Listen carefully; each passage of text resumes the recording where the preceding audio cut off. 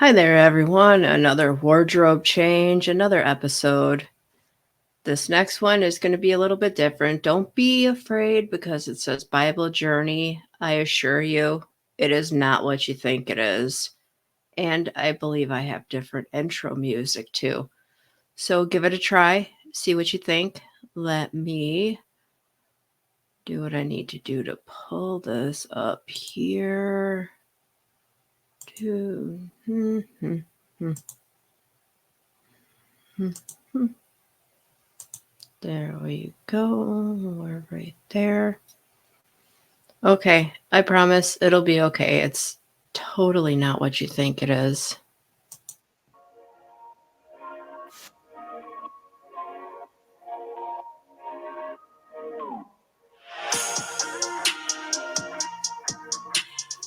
Welcome to the Weird Bible section of I'm Only Human, a podcast that is probably destined to become controversial if anyone actually listened to it. Inspired by people for people. I have different story arcs going on throughout my podcast, and this area focuses on the NIV Bible, copyright 2011. I'm taking things directly from the Bible and putting an average human perspective on history. According to the Bible, we were created in the image of this person named God. Well, there are plenty of other views on the topic too, but this one will remain focused on the Bible. I feel the repetition of human emotions and behaviors that preceded all the foolishness that has led to the culture of our modern world has been greatly overlooked.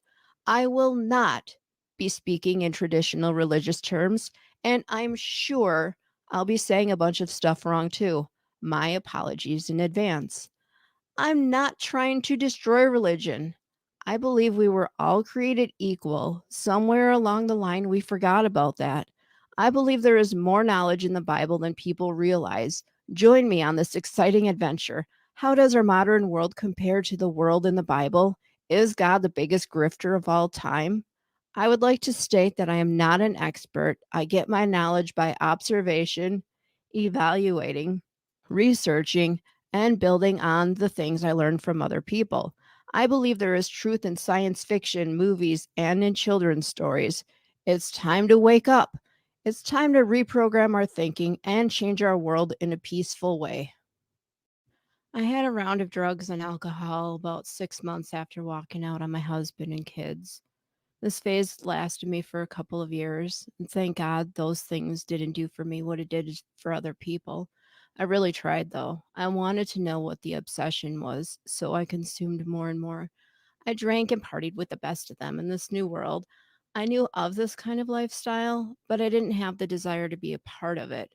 I still didn't desire it while I was in it, but that didn't stop me because my codependent behaviors kept me in the loop. It wasn't totally bad, but I knew I didn't really love it. I kept doing more and more, but I only felt sore and sick. I still don't understand the full obsession of it, thank God. I was finally part of the crowd instead of an outsider. Fortunately, I've been a logical thinker my whole life, and it didn't take me long to realize that these people were only my friends if I had the money to hang out with them. I had a harder time convincing my partner at the time of this. Looking back, I can see that he was more codependent than me, but I didn't know that at the time either. I became jaded and resented him for making my life so much harder than it had to be. I spent most of my time hiding at work. I would be there 13 hours a day to avoid being at home surrounded by those people. My partner's high energy didn't help matters either. It was like living with a full grown toddler, and we lived in a small house with two other adults, which only added to the chaos. There was little privacy and tensions were always high, and I can finally see I'm grateful for the family I was born into, which I mentioned on another episode. But I knew shortly into that relationship that I didn't want to be in it because his mental obsession took over. I held on for 6 years anyway. After all, he needed me to save him. I felt that I deserved to be miserable because I had walked out on my family. What kind of a mother walks out? I was so ashamed of everything that I'd done to hurt my husband and kids. I had to scrounge and scrape money to put fuel in the car so that I could go to work. I even considered begging on the street like I had seen other people do. I had a job, but I never had any money. So when I started to watch the TV show, I binge watched Mom when I had time and when my partner was out doing whatever it was he was doing.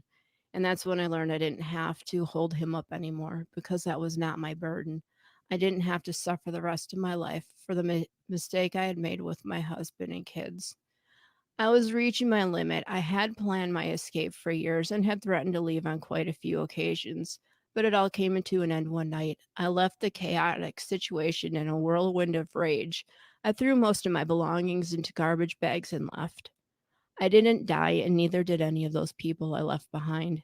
That partner is recovering in his own way. He has made a lot of changes. I think our paths cross for the sole purpose of finding our own recovery. I had known of 12-step programs for most of my life, but I didn't give them much thought. I had nothing left to lose at this point, so I walked through the doors one day. I really had no idea how sick I was. I was too busy looking at everyone around me. I never realized that I had a part in my own situation. I had choices, but I didn't know it. When I came across The Big Book Comes to Life as presented by Joe and Charlie, they explain the history of how the 12 steps of AA came to be. They make it entertaining and they talk in a way that opened my eyes to what it really means to be an alcoholic. They explained what working the steps means and how to do it. I really recommend listening to it to gain a better understanding of what alcoholism looks like from the perspective of alcoholics themselves. I heard a lot of my own messed up behaviors while paying attention.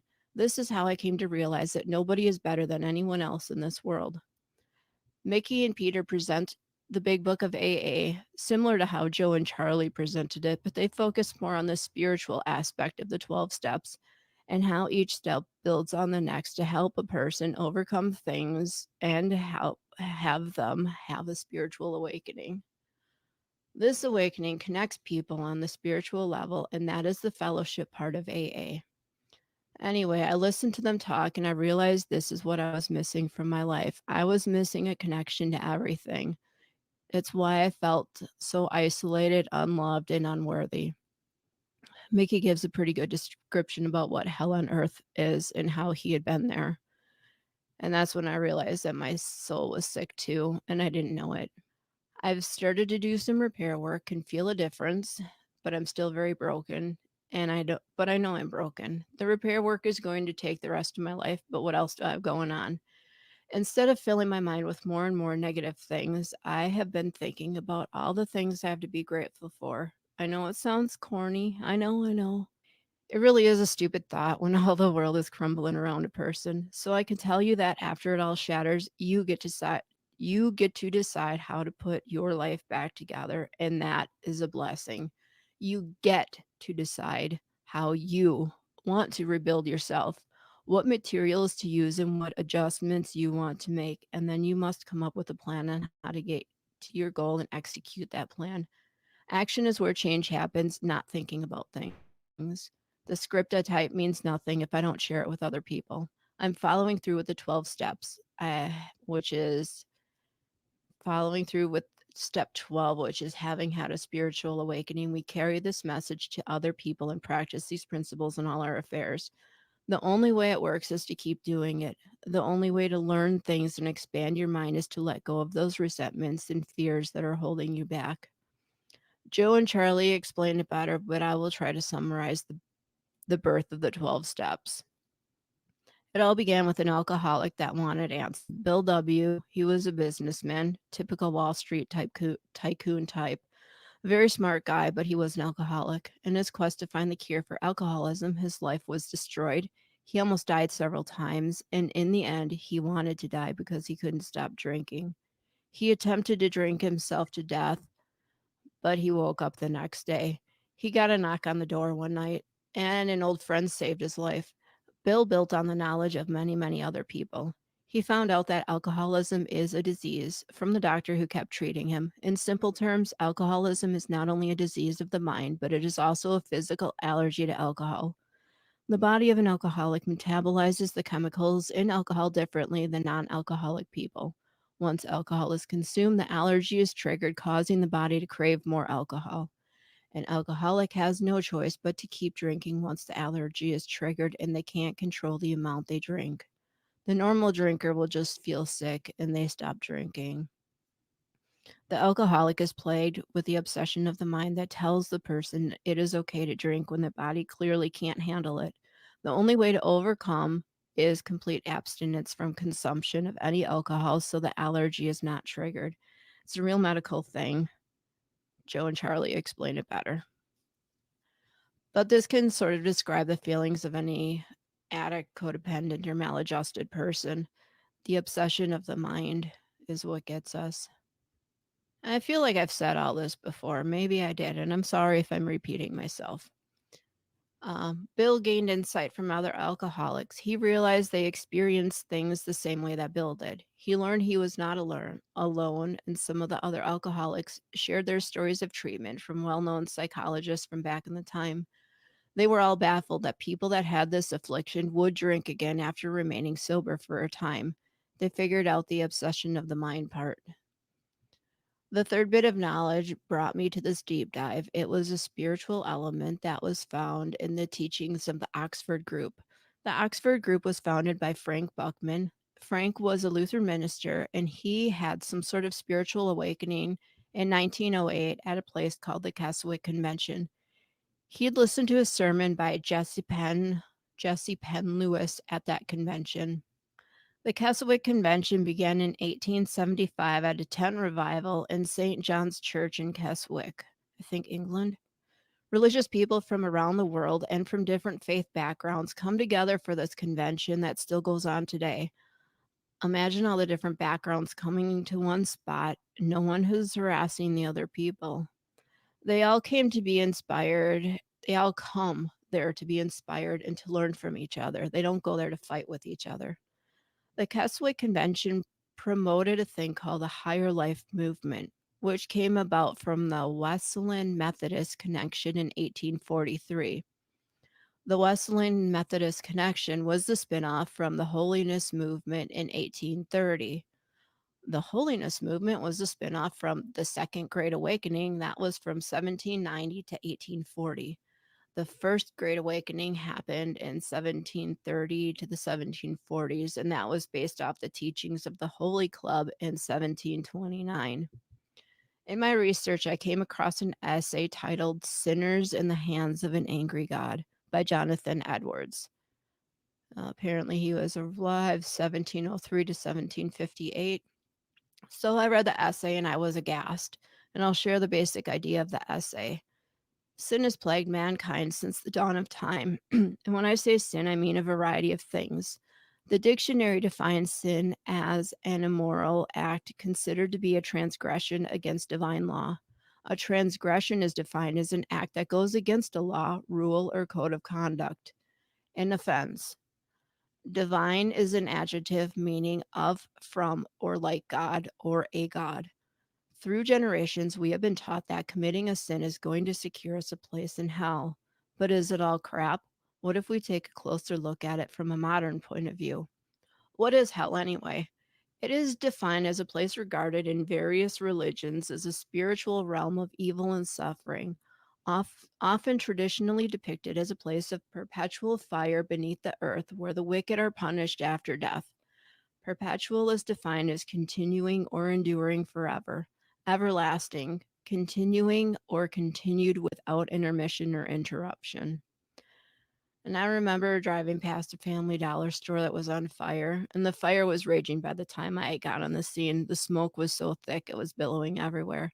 The flames were dancing and had the whole inside of the roof burning. Fire trucks and spectators were on the scene as well. I had to roll up the car windows because I didn't want to breathe in the toxic smoke. I couldn't see anything around me as I drove slow through the thick smoke. I didn't know if there was another car in the smoke or not. Headlights were of no use either. I couldn't see anything but darkness in the middle of a bright morning until I got through the smoke. It also smelt terrible and was very claustrophobic. They use the I was word in the house smoke too months later much. after firefighters had put out a fire. The fire had been electrical and had started in the kitchen. The whole house was not damaged, but a good portion of the kitchen was destroyed. Nobody was home when it started, but it was a tragic day because multiple fur babies had died from smoke inhalation. The house had been boarded up for several months, and when I entered, the smell was nauseating.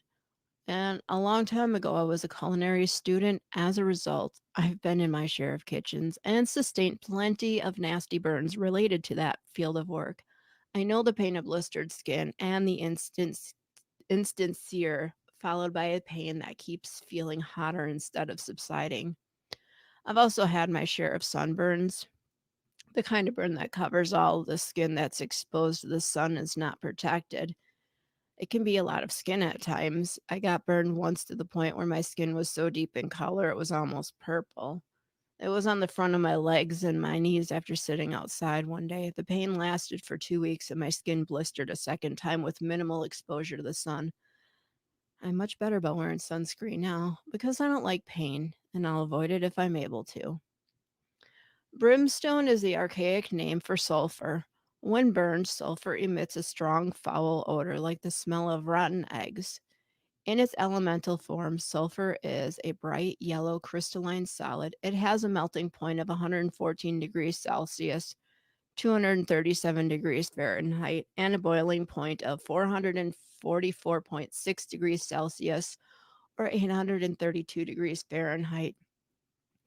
Anyone that has smelt that smell knows how unpleasant it is. And I think the smell they put in natural gases so that there's a way to tell if there is a leak. Sorry, folks, that's all there is for today. Join me next time where I continue the story. In closing, I would like to say that the opinions expressed here were strictly of my own. I wasn't very good at finding an ending and cutting it off at the right time. But let's finish listening to the ending.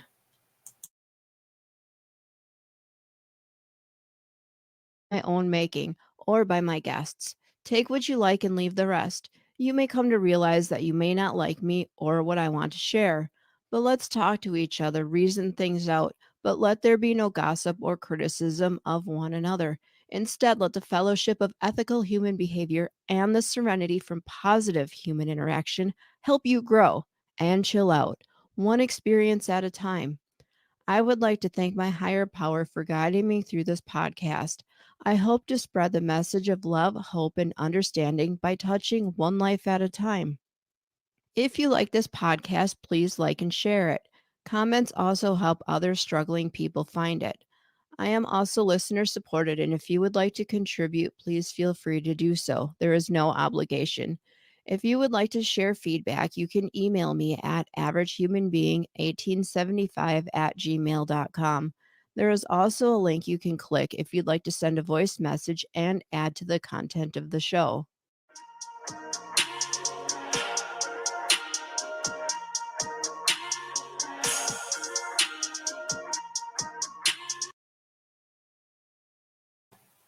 I kind of like that music.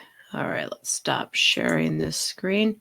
So, was it what you thought it was going to be, or was it different? Anyway, I hope you enjoyed it and that you'll join me for another episode. Bye bye.